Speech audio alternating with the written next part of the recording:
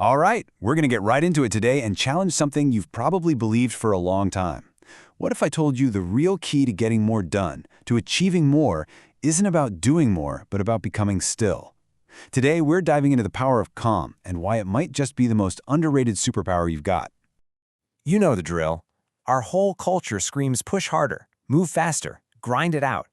But be honest, have you ever felt like all that frantic effort is, actually working against you? This explainer is all about a pretty radical idea.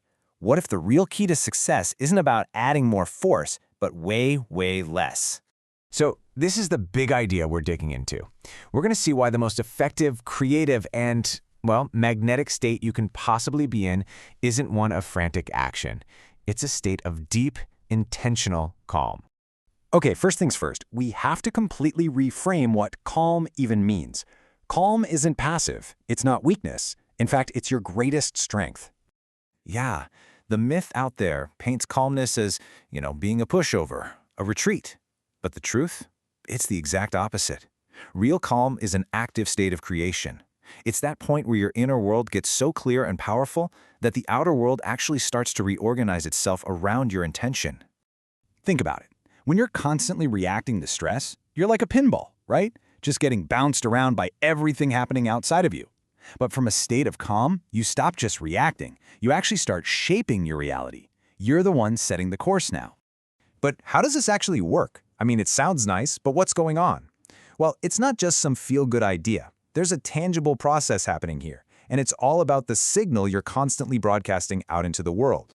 Okay, so think of yourself as a living, walking broadcast tower. Your thoughts, that's the electrical part of the signal. It's kind of the what you're thinking about. But your emotions, which come from your heart, they generate this incredibly powerful magnetic field. That's the how, the energy that actually draws things to you.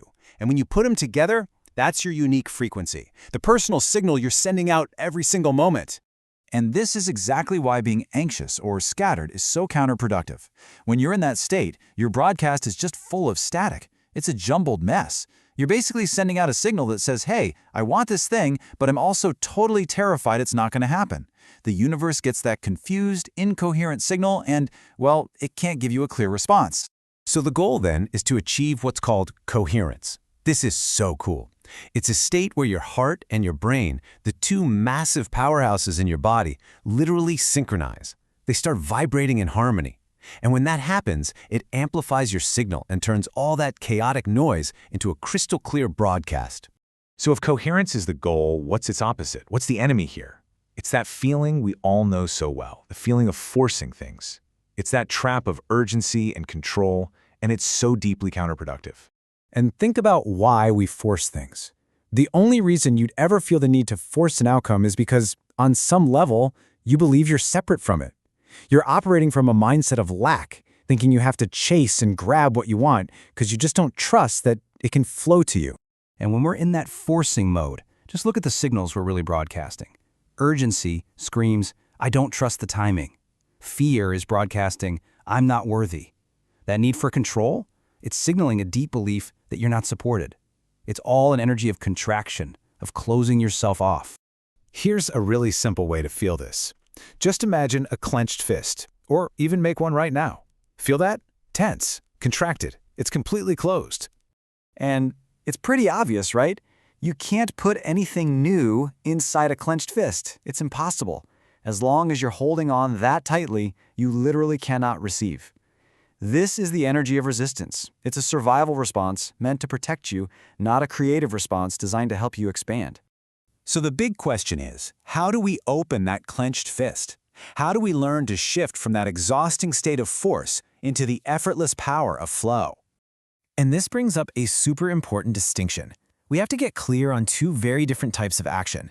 There's desperate action, which comes from fear and lack. It feels heavy, chaotic, and it just drains you. But then there's inspired action. That comes from alignment and trust. It feels clear, almost effortless, and get this, it actually energizes you. The only difference is the inner state you're acting from. And a huge part of this is totally redefining what we think surrender means. It is not about giving up on your dreams, not at all. It's about giving up the resistance to them. It's the conscious choice to finally release that clenched fist, creating this energetic space, or vacuum, that the universe can finally fill. So when you put all this together, when you really start to get it, what's the ultimate potential? This is where it gets really fun. This is where we stop chasing and we start attracting. This is how you literally become a human magnet through the power of coherence. And if you want to understand the raw power we're talking about, get this. Scientists have actually measured the heart's electromagnetic field, and they found it's up to 5,000 times stronger than the field generated by the brain. What does that mean? It means your emotional state, your heart's energy, is by far the most powerful part of your broadcast. So when you practice calm, your coherent signal becomes the dominant part of your whole energetic signature. Look, it's not about trying to eliminate stress or fear completely. That's not realistic.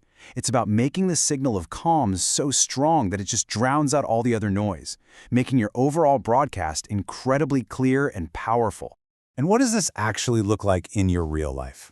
Well, it looks like this. You start noticing synchronicities, those meaningful coincidences. You get these clear, intuitive nudges. Unexpected opportunities and the right people just seem to show up out of nowhere. Life starts to feel less like a fight and a lot more like a dance.